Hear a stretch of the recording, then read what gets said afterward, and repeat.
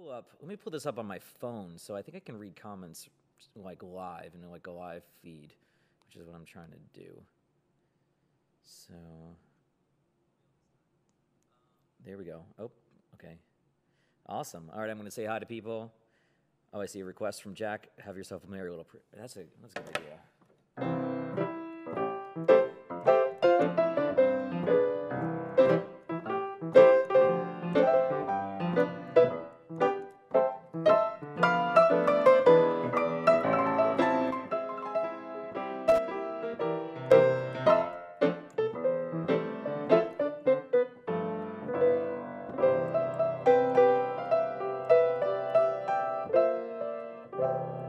There we go. I got some theme music. Thank you, Jack, for suggesting that.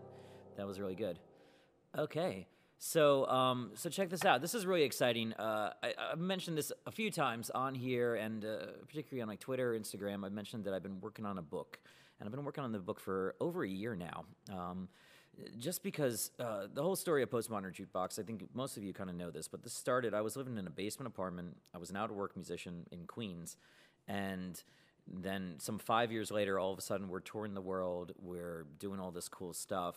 And, I wanted to share the story of how I got from point A to point B because it's ridiculous. It was crazy. I never, in my wildest dreams, expected that I would have this kind of success, especially thanks to online or, without doing a record label or doing TV or anything like that. So for the last year or so, I've been just writing down all the stories that I remember, everything, all the bits of advice that I've kind of accumulated just from starting this journey from scratch, essentially. And now, finally, I'm at a point where I can finally announce that this book is going to be coming out in the next 6 months. It's a long pre-order, but it's happening. I signed a deal with Hachette Books, which is a big publisher, and we're going to be putting out Outside the Jukebox. And I forget what the subtitle is. It's like how I turned my passion for vintage music into my dream gig. I think that's it. Don't quote me on that. I should know this because I wrote it, but I don't. And this book is going to be coming out in June. You can pre-order it now on Amazon and also Barnes & Noble. So that's pretty cool. I put the links in this post and everything like that, so you can kind of check it out in a little more detail. And it probably has the correct subtitle instead of the one that I'm just making up off the top of my head. So the kind of the inspiration of this book was just, like I said, me being this struggling musician and taking something that's a really crazy idea on the surface and a very niche concept, the idea of taking pop songs and putting them in a time machine and showing how they would sound in earlier eras. It's such a weird thing, and it's something that I didn't expect at the time would ever be considered mainstream in any way. And then 7 years after, posting that first video or whatever, 7, 8, whatever it is, we've toured the world. We've headlined Radio City Music Hall. We've played Sydney Opera House. We've done Red Rocks. We've gone in a PBS special. We've been on the Billboard charts numerous times and accumulated 3 million fans on YouTube alone. So it's been a crazy journey, and I have a lot of stories from this time, as you can imagine. And I wanted to write something that is a very honest book. It's not all like, oh, I did this cool thing, and then all of a sudden, blah, blah, blah, all this amazing stuff happened, and now I'm on the cover of whatever, It wasn't like that. There was a lot of false starts. There was a lot of failures. There was a lot of things where I wasn't even sure if I was going to be able to be a musician as a career. And I want to take you through all that stuff, kind of in just an honest portrayal of what it's like to start a project from scratch. Because I think that a lot of times when we read stuff, or we see stuff on TV, especially reality TV, we see like these rags to riches stories where they leave out all the stuff that isn't, the stuff that is crucial to making somebody a success, but maybe doesn't fit the whole narrative, Like we want to hear about an overnight success of somebody that was doing something and all of a sudden they're just, immediately a star. And that's not realistic. There's a lot of failures that I had along the way and a lot of things where I was like, okay, well, I tried this and this didn't work. And, the main thing that I did was just kept trying new things. And if something didn't work, I didn't let that, destroy my hope. But I came pretty close a couple times.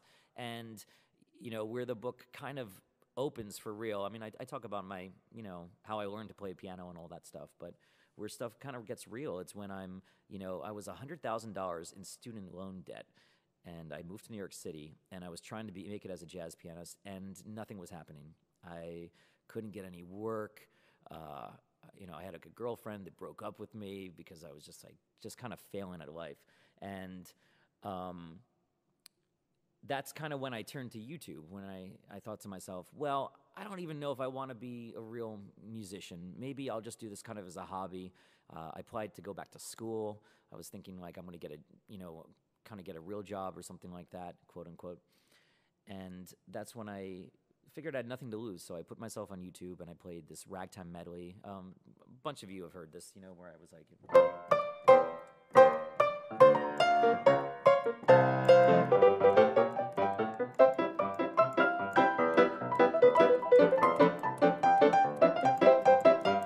so forth. This is a ragtime medley, and Neil Gaiman, I wish I had like a studio audience that could applaud for that, but thank you, Rook. We got our engineer Rook in the house. Appreciate that. So then the writer Neil Gaiman tweeted that video out to his million of followers, and it went viral. And that was the first time that I ever experienced really any kind of big success, anything that happened. And I mean, it wasn't like huge viral like some of our videos have gone. It was maybe I got like 60,000 views in a week, which was that was so much for me. There was more people that have ever heard me play piano in all my life. And I think I was 29 years old at this time. So I wasn't like a young kid or anything anymore. So I had been past the point of thinking that I was going to really make a career in music, at least in the way that I wanted to do it. And seeing that go viral kind of gave me a hope because, well, first of all, I realized that this was something that was interesting to people, that some people were engaged with this concept of taking songs and twisting them into this old-timey style. And then I realized that you could actually, build a fan base without the help of a record label or anything like that. And I started with, maybe I had like 100 subscribers as a result of that video, or 400 subscribers or something. And I just thought to myself, well, I'm going to keep doing this. So I tell all the stories of how that turned into eventually Postmodern Jukebox, which is this, amazing collective of amazing talent. And from there, how I turned it into a business, how I started, got to the point of, playing shows, which was my dream. I really wanted to play concerts like this.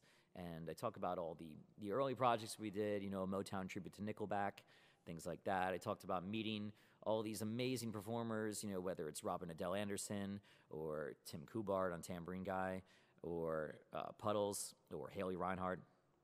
And then, just talk about all the lessons that I learned putting together this project and all the kind of surprising things that happened along the way. So it's written, it's supposed to be a fun book. It's given real practical advice, but it's also fun because let's face it, playing music on the internet is ridiculous. It's crazy.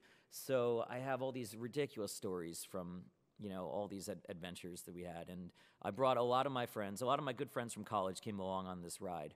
And they play a very important role in the development of Postmodern Jukebox. So in a sense, it's kind of like Entourage, but on a budget and maybe with a lot less product placement. So yeah, I'm going to read some comments now because I've been talking a lot.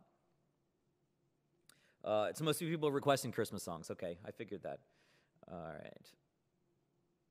Only One for Christmas Is You. Okay, we're going to play that a little bit. We're going to take a break, and I'm going to play some songs, okay? Here we go. But once again, that book, it's available for pre-order on Amazon and Barnes & Noble, and the link is in this post, okay?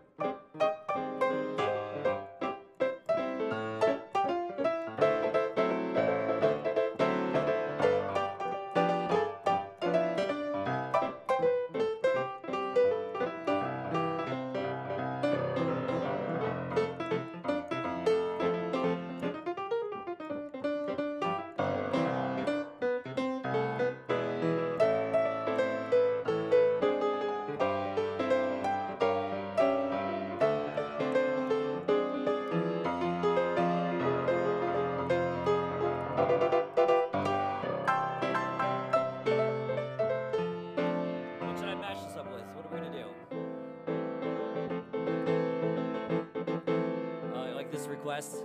Play the most extreme Jingle Bells ever. Okay.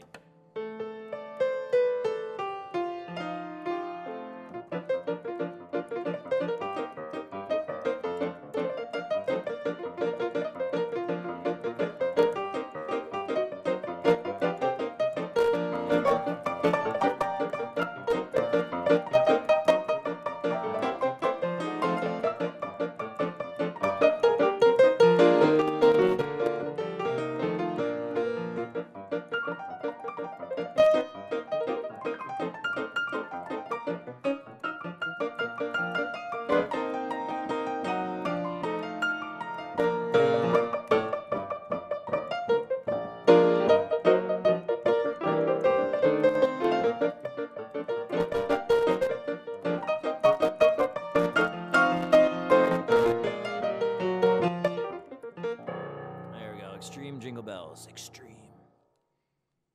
All right. All right, well, that was fun. So why don't we talk a little bit more about the book? I'm going to steer the conversation back to the book because that's what the point of this thing was. So I'm going to open this up. I'm going to try to just read some of your comments, and if you guys want to just ask me some questions about the book or anything that we cover in the book, I'm happy to do that. But again, we're talking about Outside the Jukebox, which is the story of how Postmodern Jukebox came to be. All my lessons that I learned as an entrepreneur and a musician. I cover everything from how I learned how to play piano, which is kind of a weird way, and into building a business, taking the show on the road, because I think that even if you're a creative person, you want to know all those things. You want to know how to run a business or how to at least get work, and you don't want to leave it to the people. You don't want to leave things to a record label or reality TV because they don't really make decisions that are in your best interest. And that's who I wanted to write the book for. Of course, it's not just for people that are entrepreneurs or that are creative or that are musicians or anything like that. It's for people that just want to hear, an interesting story. Okay. Steve says, Rook, are you reading the comments? If so, there's a weird audio distortion going on when Scott plays. So maybe let's just lower the level. Thank you, sir. All right. What's your favorite genre to cover with PMJ? I do talk about, my arrangement process in the book and everything. And, what I kind of talk about is the genres that got me into this kind of so-called vintage music in the first place. And the big one for me was New Orleans jazz. Louis Armstrong, Jelly Roll Morton, Fats Waller. Well, he's not really New Orleans, but you get the picture. All that 1920s stuff. For whatever reason, I just fell in love with that music. I was about 12 years old, and all my friends were listening to pop or other stuff, and I was, trying to show them Louis Armstrong. Would be like, they'd be showing me Sublime or whatever band was cool, and I was like, well, how about this Louis Armstrong song? And they're like, they didn't like it because I think they weren't familiar with it. And what has been so crazy about Postmodern Jukebox is I think that we've gotten a lot of people to fall in love with these genres like old jazz through, adapting the material to be pop, which has been pretty fun. What was the most difficult obstacle you found in your career so far? That's a good one. Yeah. There's a few points in the book where I'm close to calling it quits just because everything is a lot harder than it seems. And I think part of it is a difficult thing in any kind of organization, I think, is managing all the personalities. And you're forced to make decisions that are best for, the quote-unquote brand or whatever. But at the same time, you want to keep in mind other people. And I find that that's kind of like a push-pull, And I think that I know that I was torn a lot of times between wanting to do kind of like things to kind of help out friends and to, I dreamed of it being this kind of rock and roll fantasy camp, when you go on tour that everybody's going to have, I'm like, you guys are going to have the best time. We're going to play on stage and all these things. And, whether it was maybe lack of planning in the earlier days or me being so driven to create this project, I think that sometimes other people felt lost in the shuffle, I think that, and I do talk about that a lot in the book, and I think that there's always going to be that work-life balance. I know that's a cliche, but that's a real thing. If you're an entrepreneur, you're working a lot of hours a day, and you're pretty single-minded about your business and or what you're trying to do, or your art. You know, it doesn't have to be just a business thing. And I think that a lot of what I learned along the way is just, you know, the importance of a family, in a sense. You know, the people that you work with, that's your family. And that's something that was a pretty good lesson for me that I learned away. Is there a musician that's up and coming that you feel should be big and famous but is not yet? Well, I mean, there's a lot in our little organization, and you know that's a big part of kind of what I try to do is try to give people a platform to make it big, to connect it with the mainstream. You know, in the way that I was very fortunate to get that opportunity myself. So, you know, when I hear of somebody that's an amazing singer or an amazing instrumentalist or just an amazing all of the above like Gunhild Carling, I want to do my best to promote them and in the hopes that they get that kind of level of success that they've dreamed of. And so far we've been, you know, fairly successful. We've had, you know, everybody from Morgan James and Puddle's Pity Party and Haley Reinhart. You know, I mean, Puddle's got his start in a PMJ video, which is kind of awesome in terms of, you know, internet awareness. And certainly we've been able to help Morgan and Haley build really awesome touring careers, which has been really exciting because then it feels like this platform is something that, you know, has legs. You don't have to be on reality TV. You don't have to sell your soul for a record deal anymore. You don't have to do those things. And we were able to promote everybody in a very organic fashion. And that's awesome to see. So that's been very exciting to me. Can I get it for Christmas in Walmart?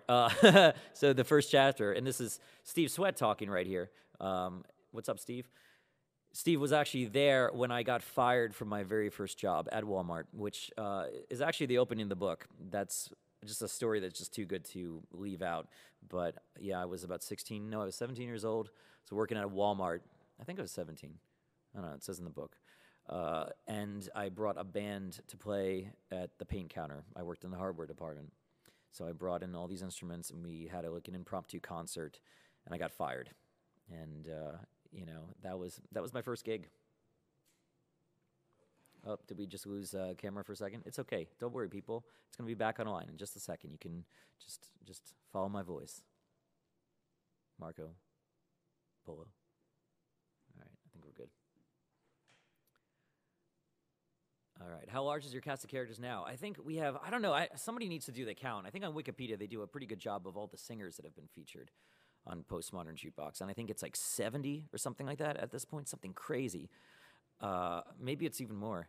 And then between that and all the musicians, what's it again? 150? Is that right? Yeah. Wait, just singers or everybody? Wow, that's amazing. That's really crazy. Yeah, I didn't even think it was that high, but I guess it is. That's a lot of people. What advice would you give to somebody looking to start playing piano in your style? Well, that's kind of an interesting thing. My style, I'd say, is kind of like a hybrid of jazz and with maybe a little bit of pop sensibilities just because I work so much in the pop world. But the guys that influenced me the most were Errol Garner, Fats Waller, Art Tatum, those guys, Earl Hines. I'd say that my approach to learning was very much brute force. You know, I didn't really have a teacher that could show me this kind of stuff, this specific style that I wanted to learn. So I wound up taking a lot of CDs out from the library. You know, I went to like a public library, and you know, when I was learning, it was kind of pre-internet. I don't think I even had internet at this time. I didn't actually. So I would take these CDs home, and I would just, you know, sit with the CD player here and at the piano, and then I would listen to a passage, and maybe it was, you know, something like really short, and then I just rewind it over and over again and just sit and try to figure it out. And I spent so many hours. It probably wasn't the most efficient way to learn, but it did give me the benefit of developing my ears very well. So that's why I can play things like when I do these little kind of mashup request hours and everything, I can play songs very quickly and without ever really practicing them before or anything like that. But that was just because that's how I learned. I think that if you really want to learn a complete education, you then have to go back and learn your theory, which is what I did. But I think that probably the best way is to learn theory at the same time, so that you're doing a little bit of ear training, you're doing a little bit of sight reading, which I'm terrible at sight reading. I can barely sight read. And you're also getting some of that theory stuff, which is going to be really important to you later. Hi from London, UK. Older lady here, just loves watching and listening. Hi, Chrissy. Can you play Charlie Brown Christmas? I can do a little bit of that, sure.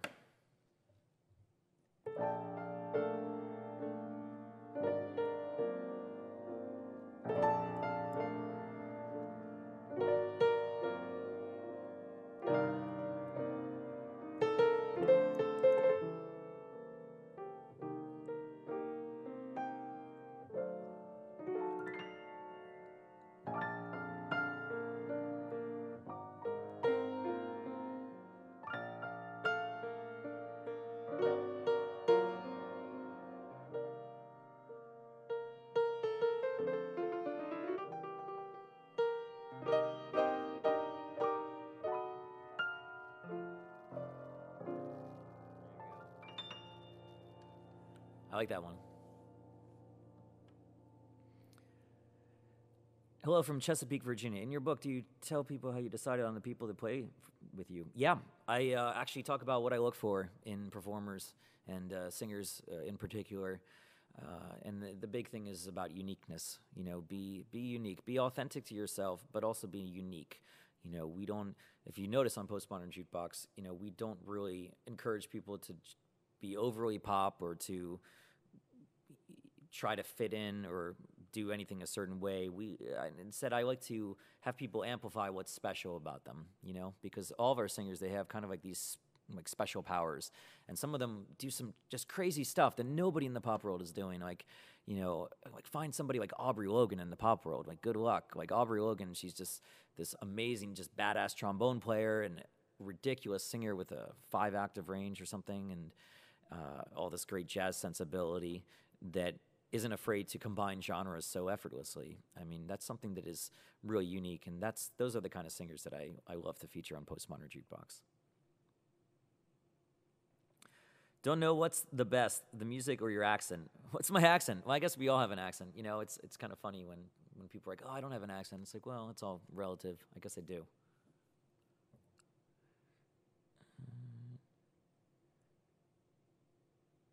Will you be doing any new songs with Vaughn Smith? Absolutely. He has such a great presence, and his voice is incredible, too. Absolutely. I tell the story of how we met Vaughn. He actually just sent me a video of him doing a cover of one of our covers, and I was just so blown away by it. I was like, I just hit him up. I was like, where do you live? We got to record a song. And yeah, that was Rude. That was the first video that we did. Kind of awesome.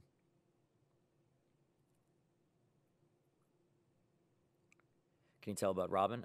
Yeah, I tell the whole story all about Robin in the book, of course, and she was, you know, the first singer that really took off from the Postmodern Jukebox platform. So I tell all kinds of stories there, and yeah, and she still tours with us today, and we're very happy to have her in the Postmodern Jukebox family.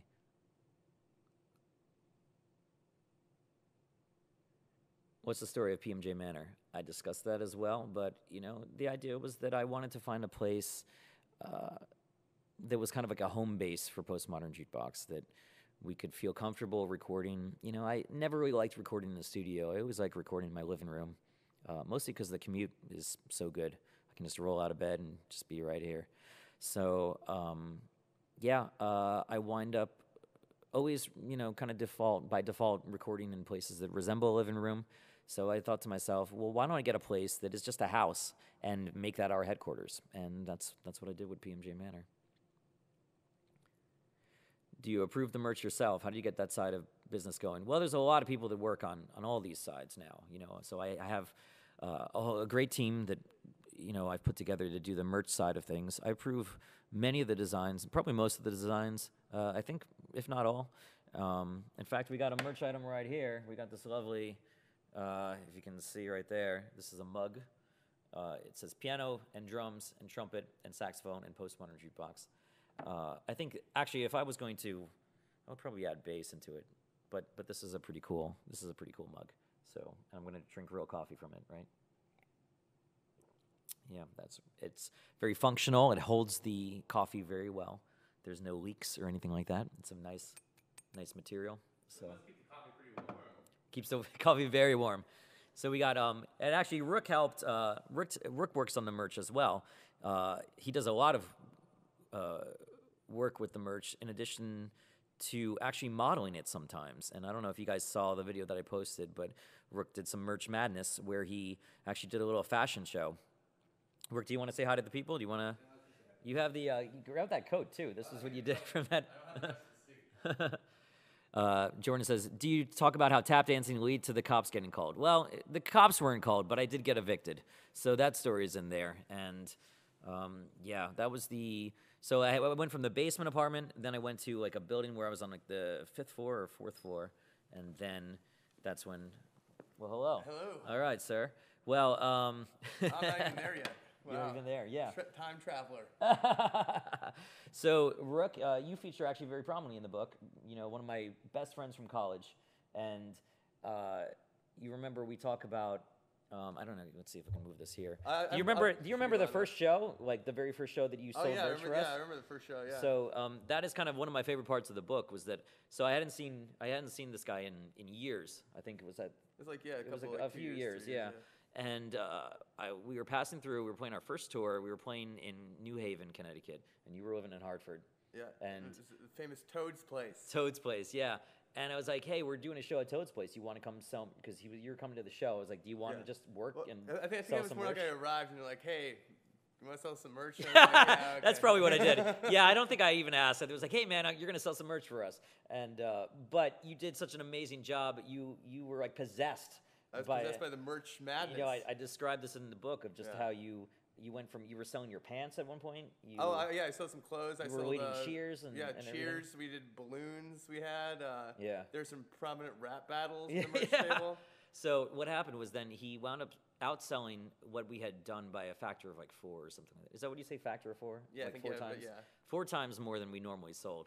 And I was like, man, you want to just jump on this tour? Just like, you know, do you want to?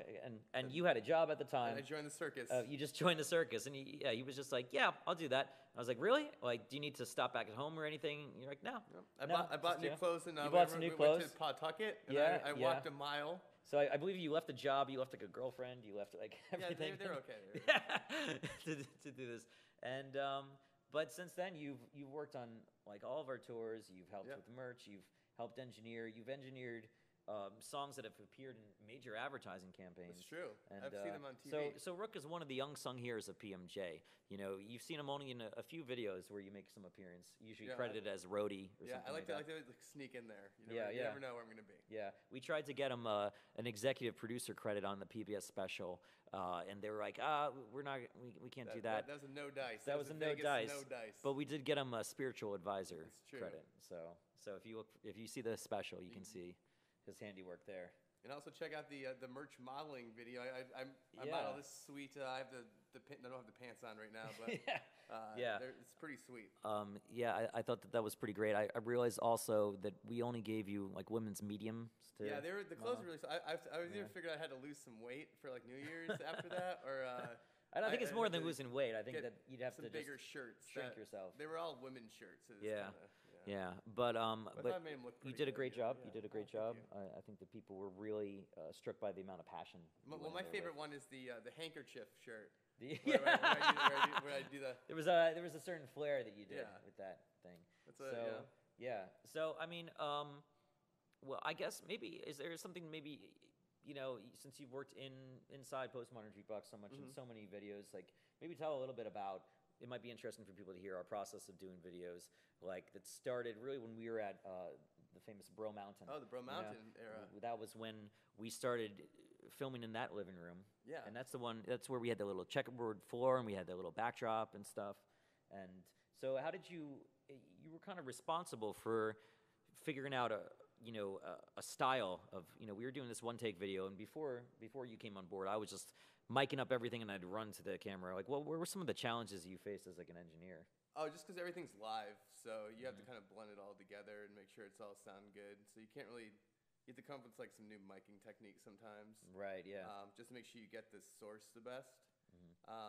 So that's basically the really challenge of it. Everything else is pretty much you just kind of make sure everybody sounds good, and then if it sounds good, then you're good to go. Right. Well, I guess it helps having awesome musicians. That's always yeah. That's the caliber of help. musicians makes it way easier. If it there's like because it's great to have it all and have it done in one take. You don't have to do any editing to it. We don't have to auto tune people, so it just makes it super great when you get like when we just go to do video. It just comes with an amazing performance by all these amazing performers. And that really makes it way easier. I mean, if you remember, like, I think there's been so many videos where Maya Sykes or somebody came in and just did one take. Oh, that was it. That was the first one. And we're like, well, okay, we're done. We got it. Or just takes forever. We could only do one take because our stunts could only. Oh, yeah. That was was that the Casey Water stunt? The Casey Water stunt. Yeah, that's when in Umbrella we threw, or Rook, that was you. Yeah, that's me. Yeah. So in addition to working the camera and the mics and everything, you also threw water at Casey, which is, that's kind of a good job to have. Yeah, it's fun. I figured like you needed a shower that day, so we kind of just threw it at him. What was some of the other ones you did? The Uke crane? Yeah, the crane. That was Joey Cook. Lower the Uke crane down. That was to give Joey a ukulele, Yep. And that was in the Fall Out Boy cover, Sugar We're Going Down. And, of course, Love Yourself, that was with Jacob Cessny jumping out the window. We destroyed a bush during that. That was my favorite. Yeah, he jumped out the window and landed in the bushes outside. Yeah, we had to restructure the bush after that one. Yeah. My favorite time was when we had to move out of Bro Mountain and take up the checkerboard floor, which had so many videos done that it secured itself with the adhesive tape and locked itself into the floor. So we spent 2 days scraping the floor. Yeah, I believe that they told me, they were like, oh, this is going to come up very easily. And it did not come up very easily. No, it did not. So we were sitting there with scrapers for 2 days straight. We finally had to call a company to come in. And I've never seen a man with such terror in his face as when that man walked in to be like, what happened here? But we got it fixed and got our deposit back. So there we go.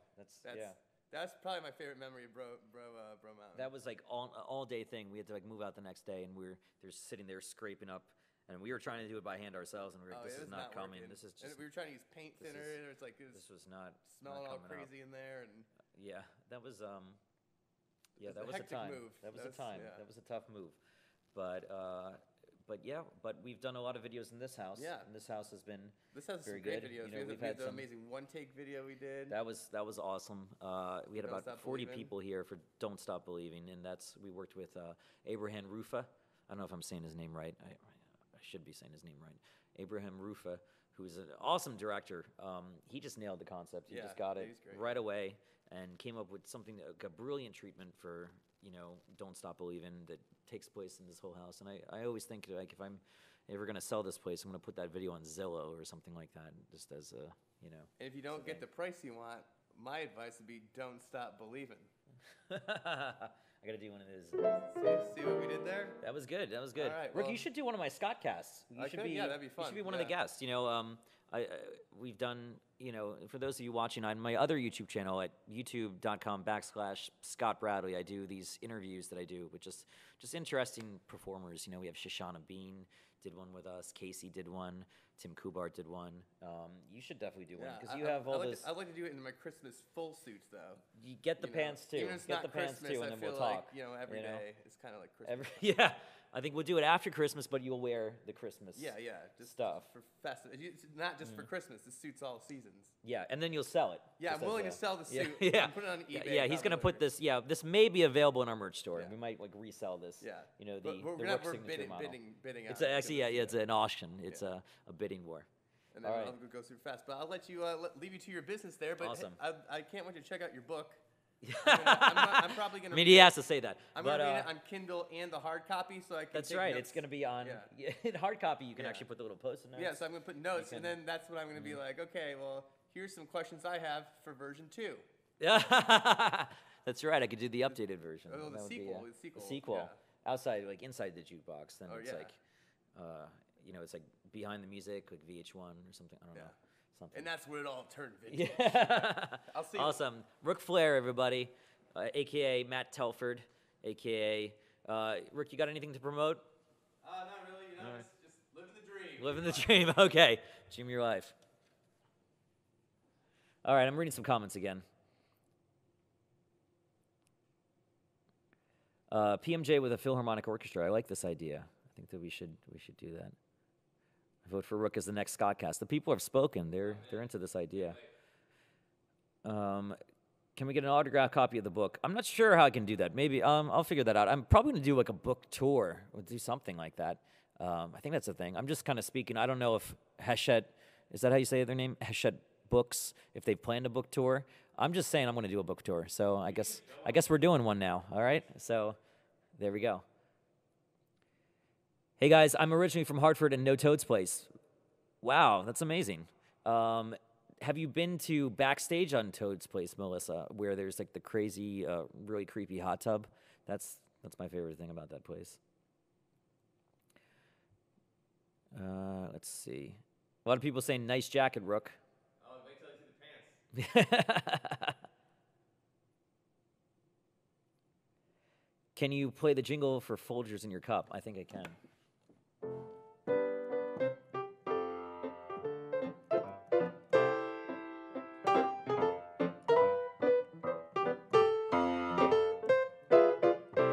And then here's the minor version.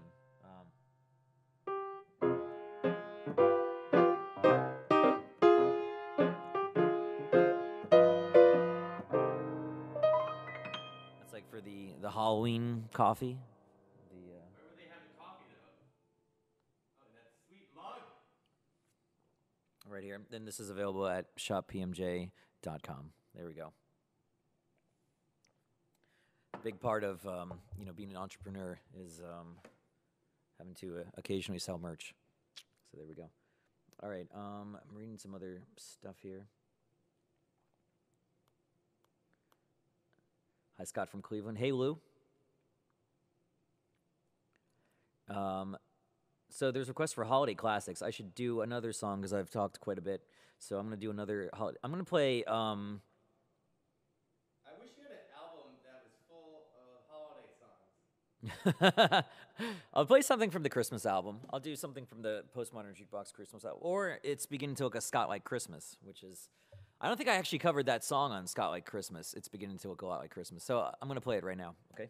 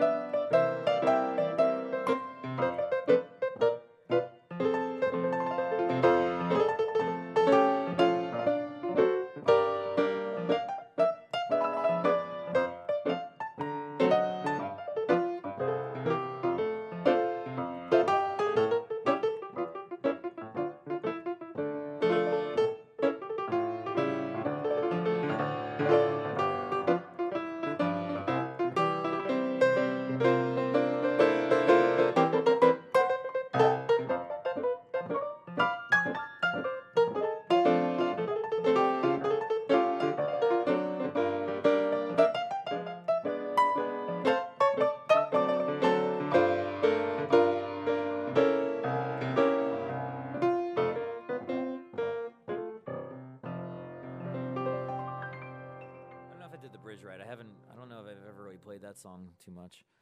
Okay. Piano sounds way better. Thanks, Rook. Comment there. Can you do a minor version of Sleigh Ride? All right, this is going to be tough. Okay. Sleigh Ride. It's like Slayer Ride. So major key would be...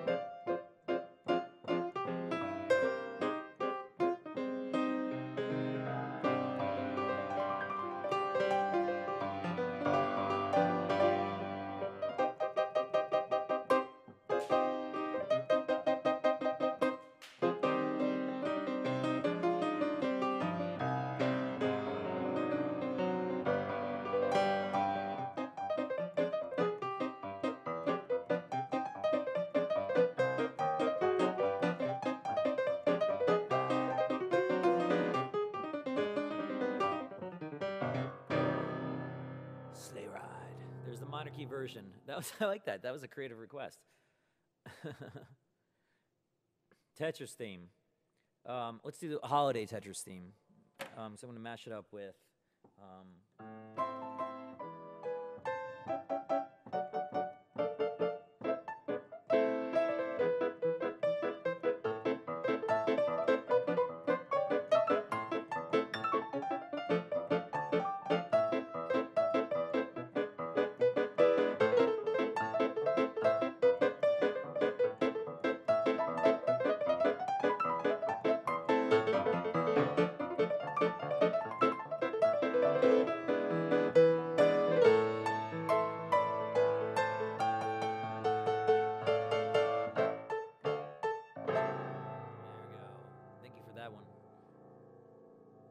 How to learn efficiently fast left-time ragtime. Well, that is tough. I'm not going to sugarcoat that. That took me a long time. But what I did, and I talk about this a little bit in my book. Actually, I talk about more in my book, Ragtimify. I realize that this is my second book. The other one was like an ebook. I don't know if that counts. It was pretty short compared to this one. This one is, I think I wrote 240 pages, which is a lot. It took a long time. But my other book, I talked about my process of learning how to play ragtime specifically. And a lot of that was just taking chords. You know, say you have like a C chord, a C major triad. And then, you know, you kind of alternate in ragtime between playing a single note or, you know, an octave or whatever, and then playing a chord. So, you know, say I'm going to put this, that's a little low, so I'm going to invert the chord up here, and then I'm going to go to the fifth, which is G. So you're going to play a C, then the chord, C chord, then G, then a chord. So then just practicing getting that. And then do that for 10,000 hours, and there you go. Have you or will you use mimes in shows like the old silent movies? You mean like a completely silent show? I don't know what that would be like. Like we had, we went on stage, and then to be authentic of the era, we just mimed everything. I don't know. That's an interesting idea. All right.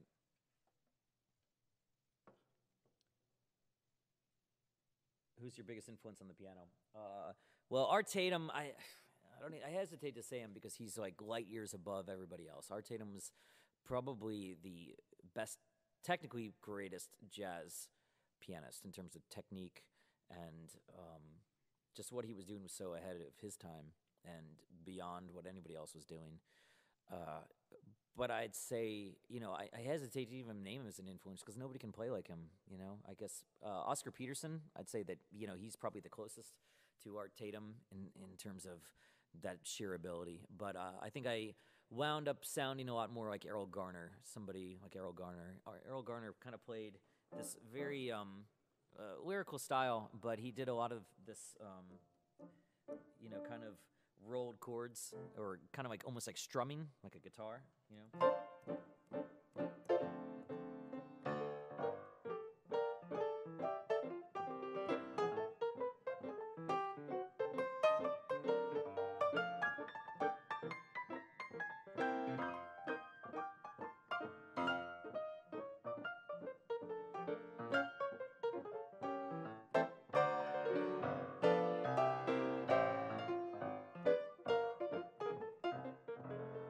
That kind of stuff. So that's Errol Garner's sound right there. You may want to reposition the mic. You sounded tad quiet. Is that me talking? I guess I'll just talk closer. We're good. What made you decide to use tap dancers in your videos? I talk about it. That was on the first tour, the very first tour. Tim Kubart had a friend named Alex McDonald, who's an awesome tap dancer, and we did a video together. Before that first tour, actually, even when I was still living in that basement apartment, we did Super Mario World for piano and tap. You know, that being.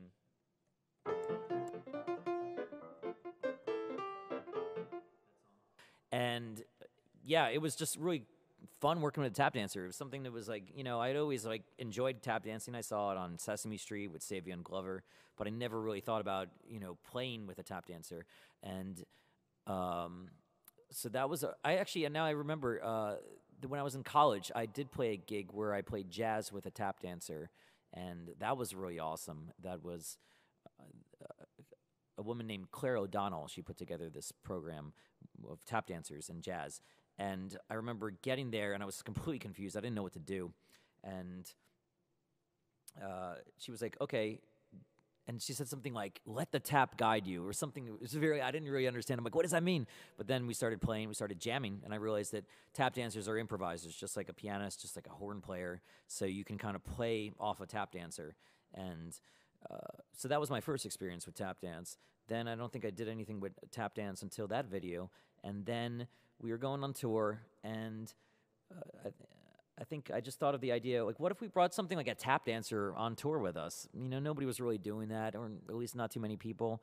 So I thought it would be a really cool element. And I thought I was just going to do it on a show or two. I think we only had him on, booked for one show at first. And then he did it and just stole the show. It was the first night in Toronto, which was the very first Postmodern Jukebox tour show that we did, where we had a full house. And I remember this very vividly, so I talk about this in the book a lot. And he just came out and killed it. We got such a crazy reaction to it that I was like, I'm going to put tap dance in every show from now on, because this is just such a cool, unique thing. I think that people, unless they see it live, they don't realize how exhilarating it is to just watch a tap dancer. Can you play Thrift Shop, please? All right, I'll do a little bit of that. Here we go.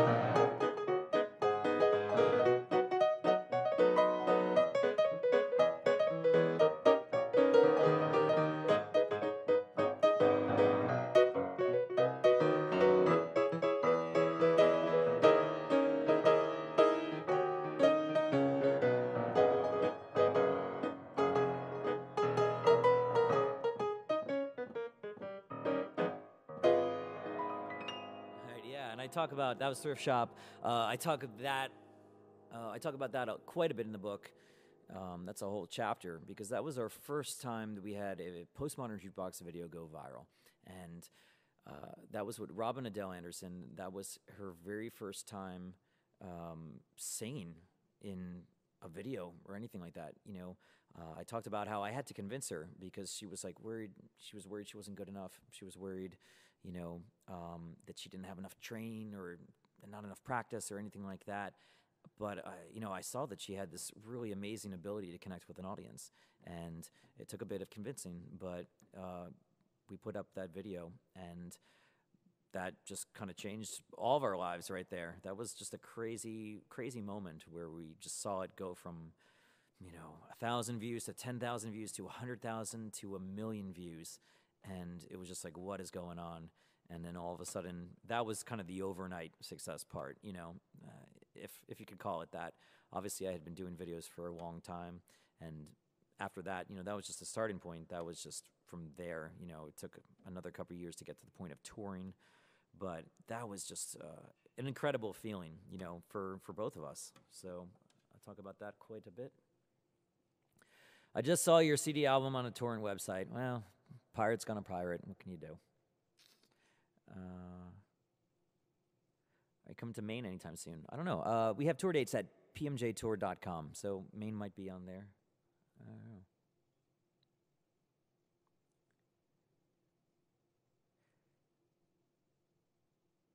Tell about the video you made. You got a lot of negative comments from people who didn't understand what you had to do. Well, I do talk about internet trolls. I talk about that. You got to make peace with that. They're doing a good thing in a sense, because they mean that you're doing something right if you're getting people angry at you. That's what I think anyhow. So I talk about, how I learned to,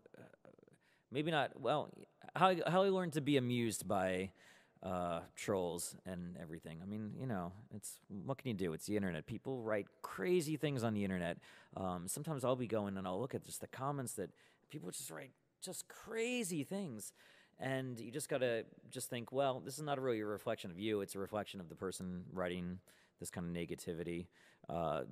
Something about when people are anonymous, they behave in crazy ways. It's kind of like the road rage of the 21st century. It used to be like when you're driving your car, somebody cuts you off and you say just terrible things and you might flip them off or something like that. That's what's happening on every single internet forum or any kind of YouTube video where people are anonymous and they're just leaving crazy comments. And if you're an artist, you have to deal with it. You have to learn how to deal with that. And you know that there's going to be somebody, they're just sitting in a room somewhere, they're just thinking of like the meanest thing they can say or something like that. And you just have to kind of just, deal with it. You can't base your own self-worth on what other people think of you, ever.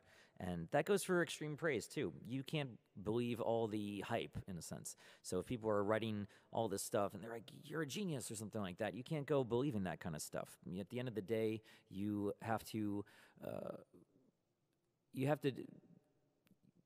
let your own, I don't know what the word is, like your own internal compass of creating your best work.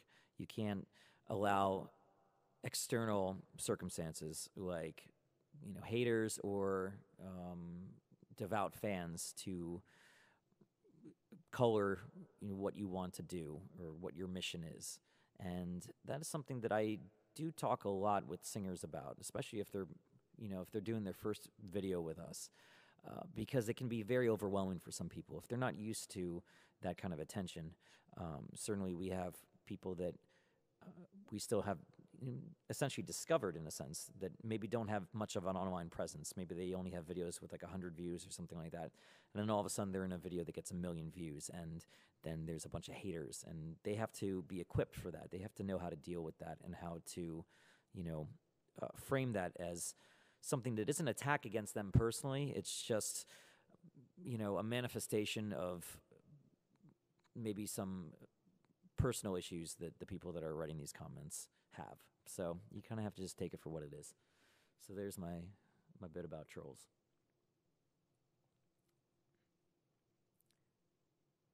It's awesome that both you and Casey are on Haley Reinhardt's album, What's That Sound? Yeah, we had a blast making that. That was fun. We're just playing all these great 60s songs.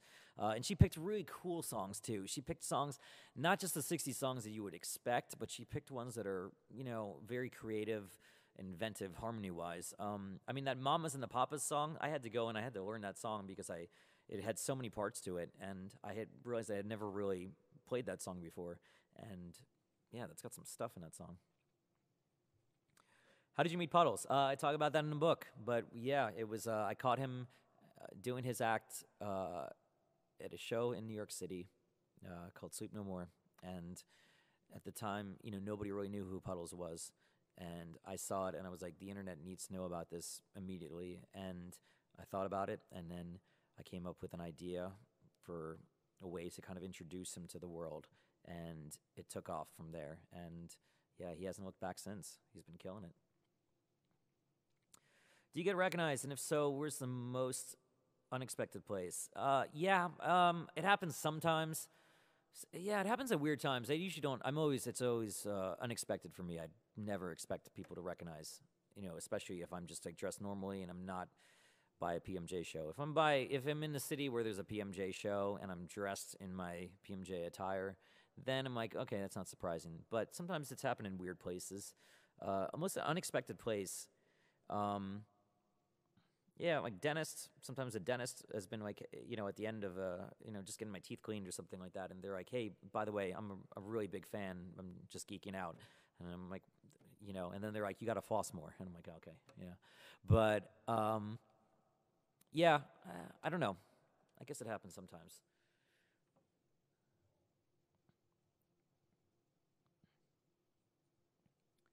How do you decide the singers that will be touring with you?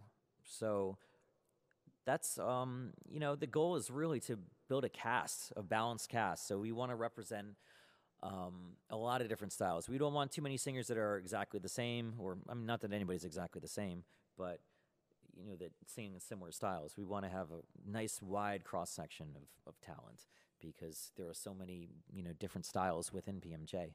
So that's kind of the biggest factor, I'd say. And yeah, we like to mix it up. I like to have no two tours be exactly the same cast, certainly, because that would be boring. So I kind of like that we get to rotate people. We always have some people that are, like the OGs, the people that have been on lots of our videos and tours, and then spice it up with some new people too.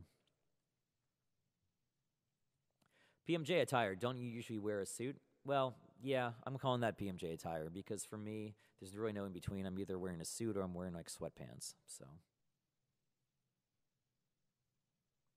I like what this person says. This is what Richard says. Flattery is like perfume. It's okay to take a whiff of it now and then, but if you swallow it, it can be fatal. Is perfume fatal? I don't know that it is, but maybe certain types of perfume is. But the sentiment, I agree with that absolutely, 100%.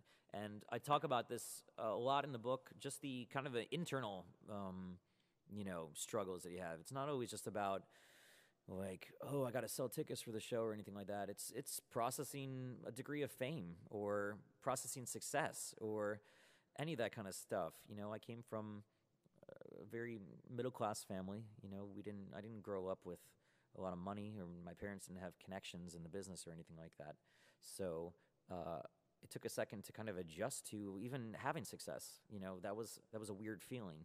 And I'm not one of those people that, there are people that are like, oh, you have no idea, it's so hard to be successful. No, it's great, but I can see where some people do get caught up in the hype, and I talk about that a lot in the book, especially upon moving to LA. LA is a city where there are so many people that are all about the business and about breaking through and being the next big thing. And it can be kind of a very unhealthy, you have to have a really grounded sense of self. And that's one of the big reasons that I brought so many of my friends from back in the day. I didn't want to surround myself with just people that are going to, tell me what I want to hear or whatever. I wanted to bring, old friends that know me, that don't think of me as the Postmodern Jukebox guy. They just think of me as Scott. So that was a really big thing for me, is I didn't want to believe the hype. I wanted to stay very grounded and stay down to earth and not be one of those people that's like, okay, all of a sudden I got to change. I got to, present this image to the world or something like that. So, no. What kind of education in music do you have? I went to college, so I did go to college. My biggest education in music really came from, listening to all the greats and trying to figure out what they were doing. So I was very self-taught. I always like to learn things on my own, with the help of, occasionally take lessons here and there, I guess. So I was pretty self-motivated in that sense, just because I was just obsessed with jazz and Motown and ragtime and all that stuff. So the request for Star Wars Imperial March and Ragtime. It is Star Wars weekend, so I should do some of that. Okay, here we go.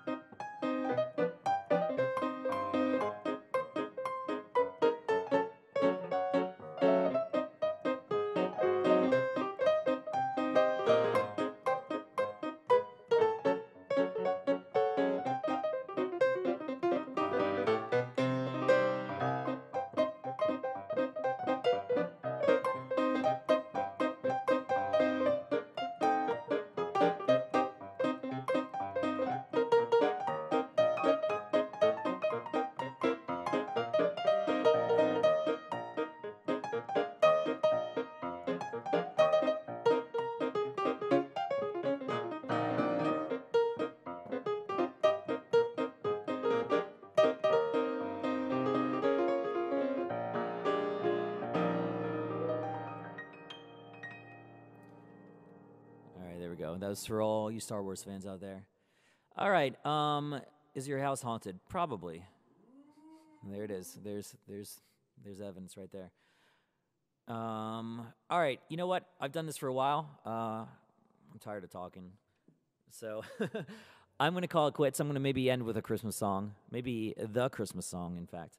But thank you so much for taking this time. Again, I'm really excited to unveil this book, even though it's going to be another, I guess, until June. So we've got almost 6 months. But the pre-orders are available now, and the more pre-orders we get, the better chance of getting into like bestseller lists and stuff, I'm told. So that's a pretty cool thing. But I'm very excited. I've spent, again, over a year on this book and just telling all these stories and getting everything right. And I wrote it myself. I didn't use a ghostwriter or anything like that. This is just, straight from my mouth, or pen, I guess, in this case. But thank you so much for taking this time and for even just checking out the book, or even if you don't wind up picking it up. Thank you for, being interested in my story. That's pretty cool. So again, the links are in this post. It is available on Amazon for pre-order. It's available on Barnes & Noble, and then it'll probably be in other places too when it finally comes out. So, all right, let's end with a little holiday classic, okay? Let's start that one again. That's a part in the book too. Sometimes you make mistakes.